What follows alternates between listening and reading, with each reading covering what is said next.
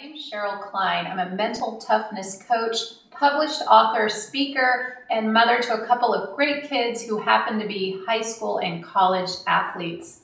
This is the 8th in a video series titled A Parent's Guide to Mental Toughness for Teens. If you haven't had a chance to look at videos 1 through 7, I recommend you do that now. That would be a great place to start.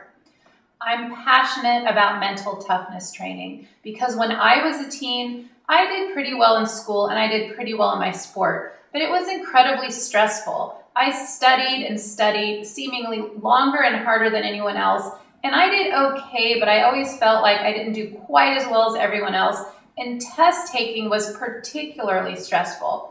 And in regards to my sport, I did okay, but I feel like because of my thoughts and emotions, I didn't perform to my true capability. Since then, I've researched, studied, and worked with recreational athletes to high school, college, all the way to world-class athletes. And I now understand how elite athletes can perform at a high level, especially in high-pressure situations.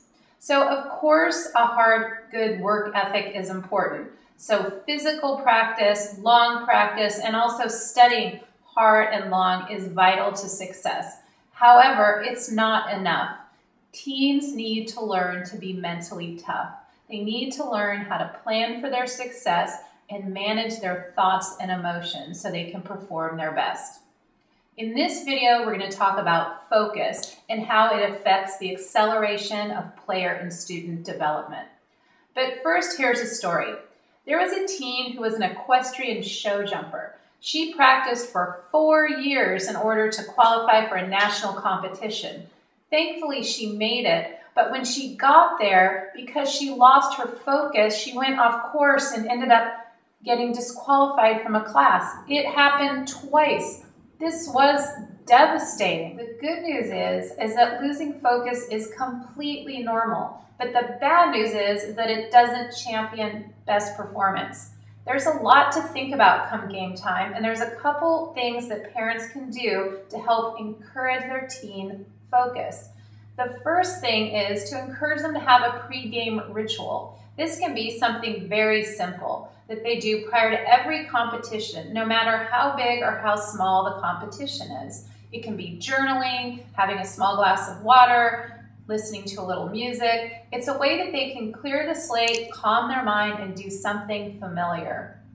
Second, they need to have deliberate themes going into an event. Again, no matter how small or how big. First, they need to assume that the best will occur. In other words, assume that their desired outcome will happen, even when it's not looking too good. They need to focus their energy on exactly how they're going to make it happen. So an example is a tennis player.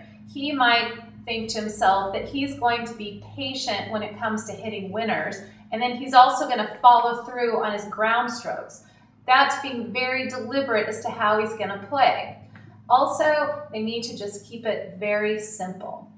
So parents should remember this, to encourage their teens to assume that their desired result will happen, and then to think of 1 or 2 of the most important things that are necessary for good performance, and then encourage their teen to be aware of these themes throughout the event. Thank you for watching and helping your teen to become mentally tough. If you found this video helpful, I encourage you to share it or post on Facebook. Next time, we will talk about confidence and how to get it and why it's vital to high performance.